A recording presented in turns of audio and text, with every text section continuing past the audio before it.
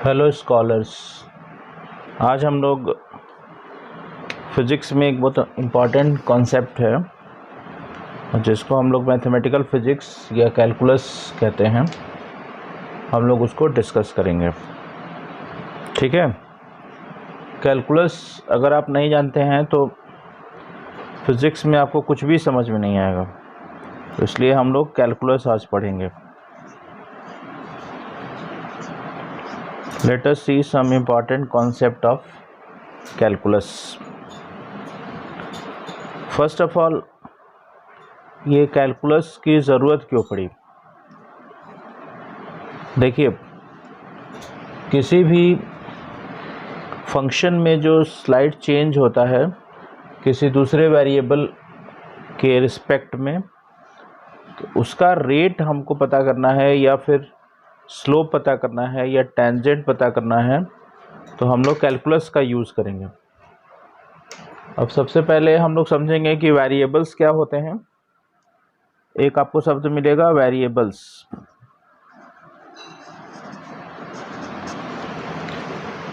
Variables का मतलब होता है जो क्वांटिटी चेंज होती है उसको हम लोग वेरिएबल कहते हैं।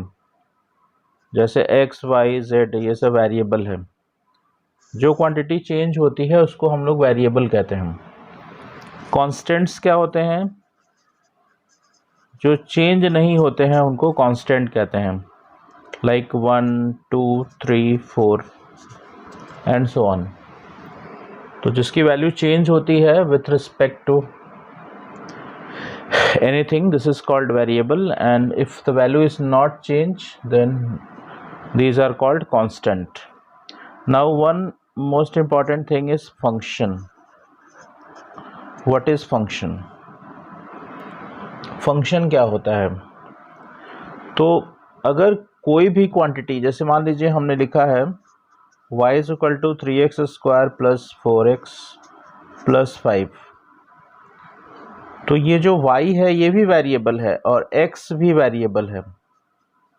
3, 4, 5 कांस्टेंट है, लेकिन दोनों में डिफरेंस है।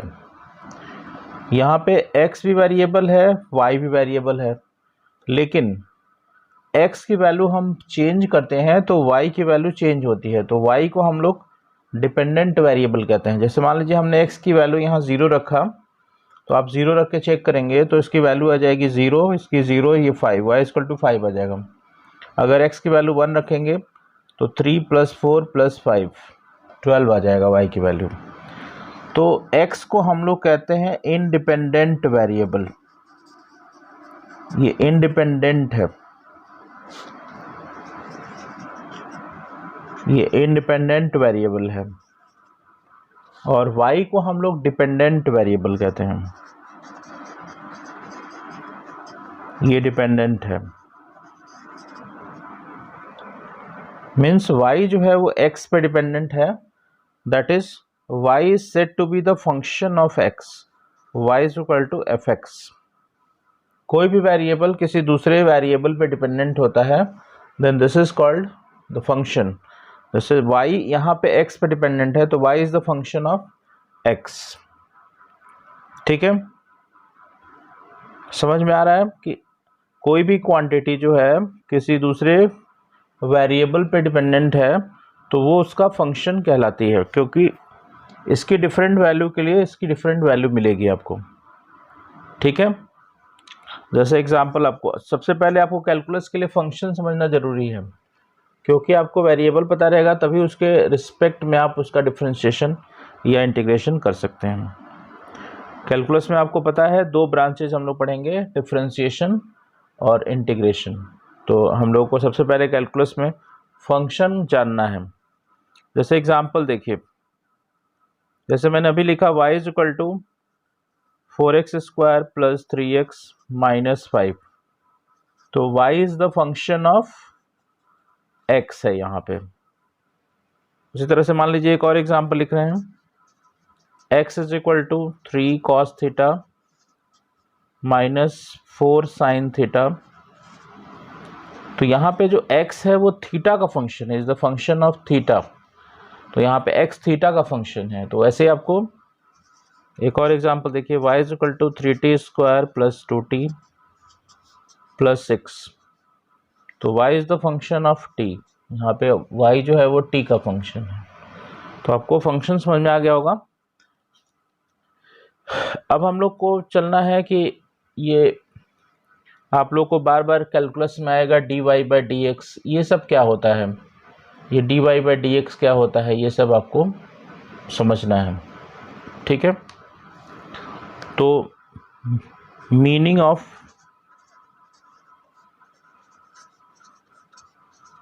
dy अपॉन डी एक्स, हम लोग को dy बाई डी एक्स का मीनिंग चाहिए। देखिए कैसे मीनिंग हम इसका निकालेंगे।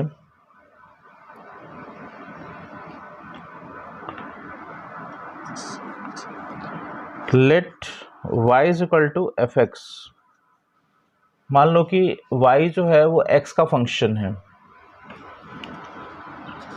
अब let x changes to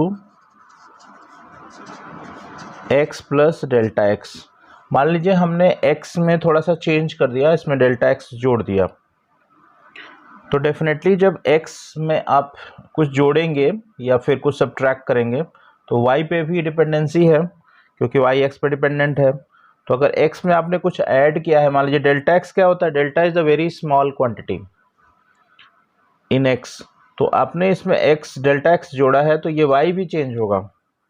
then y change हो गया, y plus delta y equal to F x plus delta X. अब हम ये चेंज निकालना चाहते हैं, तो हम क्या करेंगे, इसमें से इसको सब्ट्रैक्ट कर देंगे। तो we get y plus delta y minus y F x plus delta x minus F X. हमने इसको चेंज कर दिया, y कैंसिल हो गया, यहाँ से डेल्टा y बचेगा, ये F x plus delta x minus F x. चूँकि हमने यहाँ पे जो चेंज किया है वो डेल्टा एक्स के रिस्पेक्ट में किया है, तो हमने क्या किया है, यहाँ पे डेल्टा एक्स से हम डिवाइड कर देंगे दोनों साइड में। तो यहाँ से delta Y upon delta X हो जाएगा, और ये F x plus delta x minus F X, इधर भी मैंने डेल्टा एक्स से डिवाइड कर दिया है। अब आप इसका मीनिंग समझिए, ये डेल्टा वाई क्या है, this is the small change in Y and this is the small change in X. अब ये स्मॉल चेंज इन y है और स्मॉल चेंज इन x है। अगर इसको हम ज्योमेट्रिकली प्लॉट करके देखें तो जैसे मान लीजिए एक छोटा सा ये ट्रायंगल है, तो ये डेल्टा y है, इसका y साइड है, ये डेल्टा x है। तो अगर हम ये थीटा लेते हैं तो tan theta is equal to delta y upon delta x, means ये स्लोप को रिप्रेजेंट करता है, क्योंकि tan को हम स्लोप कहते हैं। मीन्स ये delta Y upon delta X का मतलब हो गया स्लोप। अब थोड़ी सी ये पुरानी मैथमेटिक्स है, अब साइंटिस्टों ने सोचा कि अगर हम डेल्टा एक्स और डेल्टा वाई को और छोटा कर दें, ठीक है, उन्होंने डेल्टा एक्स और डेल्टा वाई को और छोटा कर दिया। छोटा करने के लिए क्या करते हैं हम लोग, एक शब्द आएगा, क्योंकि हम आपको मैथ्स नहीं पढ़ा रहे हैं, आपको बस ये कैलकुलस इसलिए पढ़ाया जा रहा है कि बिना कैलकुलस के आपको फिजिक्स समझ में नहीं आएगी। तो उन्होंने क्या किया कि इसकी लिमिट ले ली, इसमें डेल्टा एक्स को बहुत छोटा कर दिया। तो जब डेल्टा एक्स जो चेंज हुआ है आपका ये बहुत छोटा हो जाएगा, तो डेल्टा वाई भी बहुत छोटा होगा, तो इन्होंने लिमिट ले लिया। अभी आपने पढ़ा था delta Y upon delta x is equal to F x plus delta x minus F x upon delta x. साइंटिस्टों ने क्या किया कि डेल्टा एक्स को बहुत छोटा कर दिया। तो इफ या when delta X tending to zero, बहुत छोटा हो जाए, देन टेक लिमिट, लिमिट ले लेते हैं हम लोग इसकी। मैथ्स वाले लोग को तो ये पढ़ाया जाएगा, लेकिन स्टार्टिंग में नहीं पढ़ाया जाता है 11th के, तो इसलिए आप लोग ध्यान से पढ़ें। ये बिना इसके आपको फिजिक्स समझ में नहीं आएगी, ये बहुत इंपॉर्टेंट चीज़ है। जब हमने लिमिट ले लिया है इसको, तो साइंटिस्टों ने कहा कि इसको हम डेल्टा अब नहीं कहेंगे, इसको एक नया नाम दे दिया गया। क्योंकि नई मैथमेटिक्स है तो डेल्टा को उन्होंने डी कहा, तो ये हो गया डी वाई और ये हो गया डी एक्स, और ये F x plus delta x minus F X. Now the physical meaning of D Y upon D X, nothing will be changed. dy means very small change in y, very small change, and dx means very small change in x. so geometrical meaning अभी भी नहीं बदला है। अभी आपको पीछे पढ़ाए थे, ये डेल्टा y है, ये डेल्टा x है, ये आपका थीटा है। अब ट्रायंगल और छोटा बन जाएगा क्योंकि ये बहुत छोटा है, ये भी बहुत छोटा है, तो ये dy बन जाएगा और ये dx बन जाएगा। थीटा अभी भी वही है, तो इसका मतलब कि यहाँ भी अभी आपका स्लोप ही रिप्रेजेंट हो रहा है, मीन्स tan थीटा। सो यहाँ से dy by D x means the slope. तो यहाँ से फिजिकल मीनिंग आपकी आ गई कि dy बाई डी एक्स जो है वो स्लोप रिप्रेजेंट करेगा। अब आते हैं हम लोग कुछ अदर टर्म्स के बारे में जानते हैं। अब आप लोग dy बाई डी एक्स को देख के डरिएगा मत। dy मीन्स कुछ नहीं, dy मीन्स बहुत छोटा सा डिस्टेंस y एक्सिस पर, और ये dx मीन्स बहुत छोटा सा डिस्टेंस x एक्सिस पर। ये कोई हवा नहीं है, ये एकदम स्मॉल चीज है। आइए हम लोग देखते हैं। अब जैसे मान लीजिए आपको dx अपॉन dt आ गया शब्द, तो आप इससे डरिए मत। dx का मतलब क्या होता है और dt का मतलब देखिए। dx means very small distance, this is very small time, और डिस्टेंस अपॉन टाइम क्या होता है, स्पीड, लेकिन बहुत छोटा है, बहुत छोटे टाइम के लिए है, तो इसको हम लोग कहते हैं इंस्टेंटेनियस स्पीड। ये आपका इंस्टेंटेनियस स्पीड होगा, या वेलोसिटी, क्योंकि यहाँ वेक्टर नहीं है तो यहाँ पे वेलोसिटी भी बोल सकते हैं। समझ में आ रही बात। उसी तरह से मान लीजिए अगर ये dv अपॉन dt आ जाए, तो dv means this is the very small change in velocity, this is the, so this will be instantaneous acceleration, ये इंस्टेंटेनियस एक्सेलरेशन हो जाएगा आपका। उसी तरह से मान लीजिए आपको dp अपॉन dt आ जाए, dp means change in momentum upon time, तो आप न्यूटन का सेकेंड लॉ है ये आपका आ जाएगा force, rate of change of momentum is equal to force. उसी तरह से अगर मान लीजिए dw अपॉन dt आपको मिल जाए, तो dw का मीन्स छोटा सा वर्क डन, ये छोटा सा टाइम, और वर्क डन अपॉन टाइम क्या होता है, पावर, लेकिन छोटा है, वो स्मॉल टाइम के लिए है, तो हम लोग इसको कहते हैं instantaneous power. So this is the instantaneous power, ये इंस्टेंटेनियस पावर को रिप्रेजेंट करेगा। क्लियर। तो इस तरह से हम लोग डिफरेंशिएशन की मीनिंग समझ सकते हैं। क्लियर। तो यहाँ पे अगर आप थोड़ा सा सीनियर क्लासेस में जाएंगे तो सब कुछ आपको डिफरेंशिएशन में ही देखने को मिलेगा, तो ये कोई नया चीज़ नहीं है, बहुत आसान है, बस थोड़ा सा समझना है इसको। क्लियर।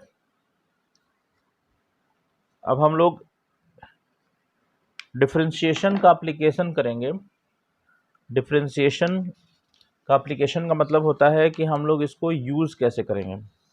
ये तो अभी आपको मीनिंग समझ में आई, डिफरेंशिएशन में जो डिफरेंट टर्म्स होते हैं उसको कैसे यूज़ करते हैं। अब हम लोग इसका यूज़ करेंगे, फार्मूला कैसे यूज़ करते हैं, और फिर इसका हम लोग प्रॉब्लम कैसे करेंगे। तो सबसे पहले ये हम आपको अभी बताए थे, कैलकुलस जो है इसकी दो ब्रांचेज हैं हमारे पास, एक है डिफरेंशिएशन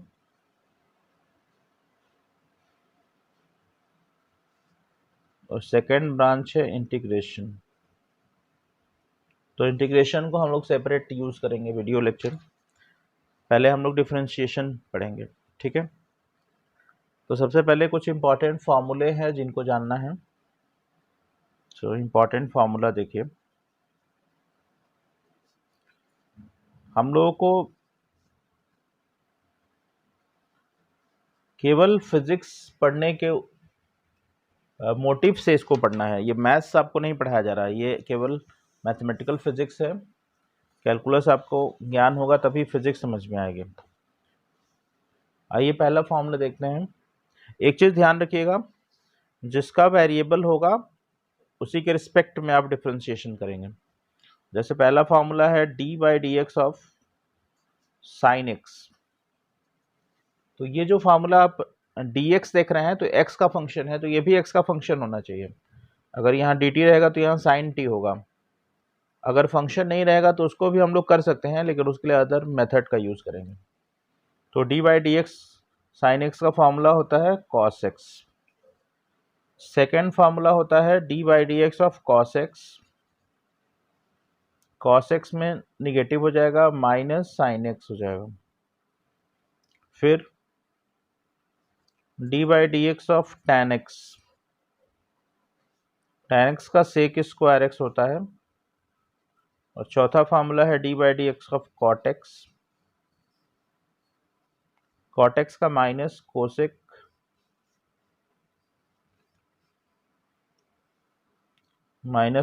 स्क्वायर एक्स हो जाता है। उसके बाद d by D x of sec x. ये बहुत कम यूज फार्मूला होता है, अभी आपको हम सबसे इम्पॉर्टेंट फार्मूला बताएंगे, सेक एक्स टैन एक्स। अब जो सबसे इम्पॉर्टेंट फार्मूला है वो आपका 6th नंबर का है। वेरी इंपॉर्टेंट फार्मूला, सबसे ज़्यादा यूजफुल फार्मूला है। D by D x of x to the power n। उसका फार्मूला होता है n x to the power n minus 1। इसको यूज कैसे करते हैं देखिए। जैसे मान लीजिए d by D x of x to the power 5 है, तो यहाँ पे वेरिएबल आपका x है, ये भी x का फंक्शन है, और यहाँ n का रोल जो है 5 प्ले कर रहा है, तो ये हो जाएगा 5 x to the power 5 minus 1. This will become 5 x to the power 4.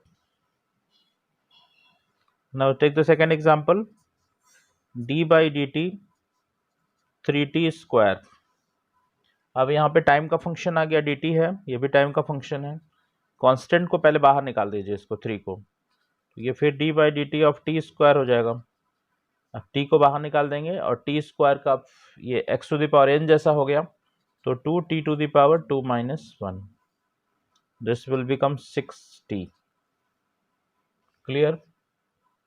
इस तरह से हम इस फार्मूले का यूज कर सकते हैं, सबसे ज्यादा इंपॉर्टेंट फार्मूला है। नेक्स्ट फार्मूला है 7th formula, d by D x of e to the power x। अगर एक्सपोनेंशियल फंक्शन को कहते हैं e to the power x को, तो एक्सपोनेंशियल फंक्शन में कोई चेंज नहीं होता, e to the power x का e to the power x ही होता है। फिर नेक्स्ट फार्मूला है d by D x of log x। log x का 1/x होता है, ये लॉगरिथमिक फंक्शन है, इसका 1/x होता है। क्लियर है? तो इस तरह से आपको इतने ही फार्मूले अगर मालूम रहेंगे, फिर भी आपका जो फिजिक्स है उसमें कोई दिक्कत नहीं होगी। अब हम लोग डिफरेंशिएशंस का अलजेब्रिक ऑपरेशंस पे कैसे यूज करते हैं। अलजेब्रिक ऑपरेशन का मतलब होता है एडिशन, सब्ट्रैक्शन, मल्टीप्लिकेशन और डिवीजन, उसको हम लोग पढ़ेंगे। तो देखिए, differentiation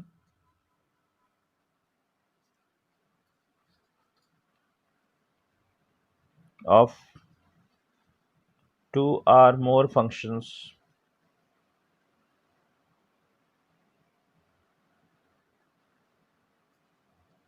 in addition or subtraction।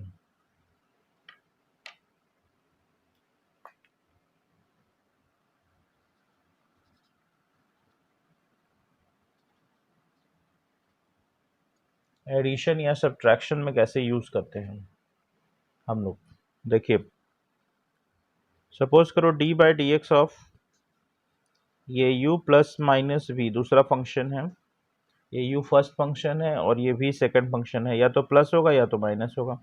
कुछ नहीं करना है, दोनों फंक्शन को अलग अलग सेपरेटली डिफ्रेंशिएट कर देंगे।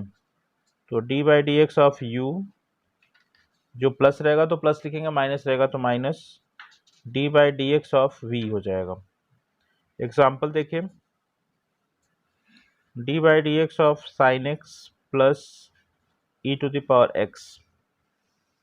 तो यहाँ पे साइन फर्स्ट फंक्शन है, ये सेकंड फंक्शन है, यहाँ बीच में प्लस है, तो d by D x of sine x हो जाएगा plus d by D x of e to the power x हो जाएगा।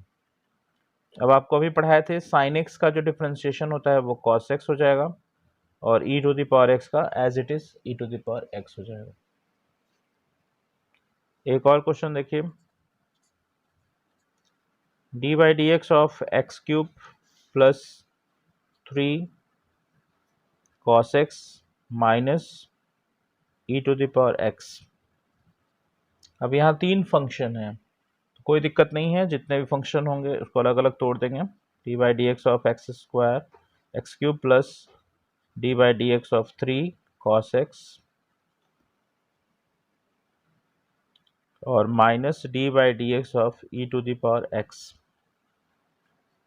यहाँ पे x का पावर 3 है, तो यहाँ x to the power n वाला फॉर्मूला लगाएंगे, 3x to the power 3 minus 1 plus 3 cos x का कितना होता है माइनस साइन x, और e to the power x का as it is e to the power x। यहाँ से आपका आंसर आ जाएगा 3x स्क्वायर माइनस हो जाएगा प्लस इंटू माइनस, तो 3 sine x minus e to the power x। तो इस तरह से ये आपका सम ऑफ फंक्शन हो जाएगा। क्लियर है? अब हम लोगों को पढ़ना है कि ये मल्टीप्लिकेशन कैसे करेंगे, दो फंक्शन का सी मल्टीप्लिकेशन।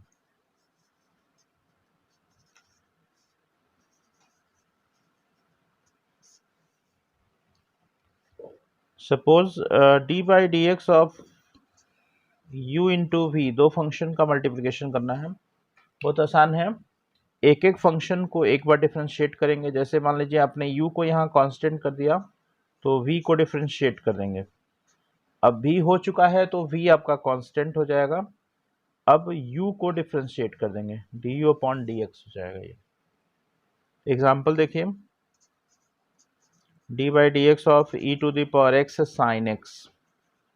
मान लीजिए आपको इसको डिफ्रेंशिएट करना है, तो ये फर्स्ट फंक्शन हो जाएगा, ये सेकंड फंक्शन। आप किसी को भी फर्स्ट सेकंड मान सकते हैं, कोई दिक्कत नहीं है। तो ये e to the power x को फर्स्ट फंक्शन है, तो इसको कांस्टेंट करिए, d by D x of sine x plus, अब साइन एक्स हो चुका है तो ये कांस्टेंट हो जाएगा, और d by D x of e to the power x. अब देखिए, e to the power x को एज इट इज रख दीजिए, साइन x का होता है cos x plus sine x तो आपका बाहर है, e to the power x का e to the power x होगा। e to the power x को कॉमन ले सकते हैं, this is cos x plus sine x, this will be the answer. तो मल्टीप्लिकेशन में कुछ भी नहीं करना है, जो आपका साइन है वो पॉजिटिव होगा। एक फंक्शन को पहले डिफरेंशिएट करना है, किसी को भी कर सकते हैं, और दूसरे फंक्शन को जब पहले फंक्शन को आपने कांस्टेंट किया है तो दूसरी बार अब दूसरा फंक्शन कांस्टेंट हो जाएगा, पहला डिफरेंशिएट हो जाएगा। अब हम लोग आते हैं division of two functions. Let d by D x of u upon v करना हम लोगों को, u में v से डिवाइड करना है। तो इसमें थोड़ा सा रूल आपको याद करना पड़ेगा, फार्मूला। तो इसमें सबसे पहले हम लोग डिनोमिनेटर लिखते हैं, और d by D x of numerator minus, अब न्यूमरेटर हो चुका है तो numerator D by D x of denominator v upon denominator का होल स्क्वायर। तो ये फार्मूला आप चेंज नहीं कर सकते हैं, आपको याद करना पड़ेगा। Denominator D by D x of numerator minus numerator D by D x of denominator upon denominator का होल स्क्वायर। अब इसका यूज कैसे करोगे, देखो, D by D x of sine x upon मान लो एक्स स्क्वायर करना है आपको। तो सबसे पहले हम डिनोमिनेटर लिखेंगे एक्स स्क्वायर फिर d by D x of numerator sine x minus sine x, फिर d by D x of x square और अपॉन डिनोमिनेटर का होल स्क्वायर। अब इसको सॉल्व कर लेते हैं। एक्स स्क्वायर तो बाहर है, साइन एक्स का हो जाएगा cos x minus sine x, और एक्स स्क्वायर का x to the power n वाले फॉर्मूले से 2 x to the power 2 minus 1 और डिनोमिनेटर में एक्स टू द पावर 4। यहाँ से आ जाएगा x square cos x minus 2x sine x. उसके बाद आप सिंपल मैथमेटिक्स अपना यूज़ करके कॉमन ले सकते हैं। यहाँ से x कॉमन ले लीजिए तो x cos x हो जाएगा minus 2 sine x upon x to the power 4। अगले स्टेप में आप इसको कट कर सकते हैं और आपका ये, तो इस तरह से हम लोग ये सिंपल डिफरेंशिएशन सीखे हैं। आई होप समझ में आया होगा आप लोगों को। और नेक्स्ट वीडियो लेक्चर में हम लोग कॉम्प्लेक्स डिफरेंशिएशन करेंगे। जैसे अभी आपको एक डिफरेंशिएशन बहुत इंपॉर्टेंट चीज़ है, चेन रूल कहते हैं उसको, फंक्शन का फंक्शन, उसको चेन रूल कहा जाता है, तो वो अभी नहीं पढ़ाया गया है। अभी आपको सिंपल डिफरेंशिएशन पढ़ाया गया है। अभी आपको चेन रूल से कैसे डिफरेंशिएशन करेंगे वो नेक्स्ट वीडियो लेक्चर में हम लोग पढ़ेंगे। आई होप समझ में आया होगा। आप चैनल को ज़रूर सब्सक्राइब करें और अपने दोस्तों के साथ शेयर करें। Thank you. जय हिंद।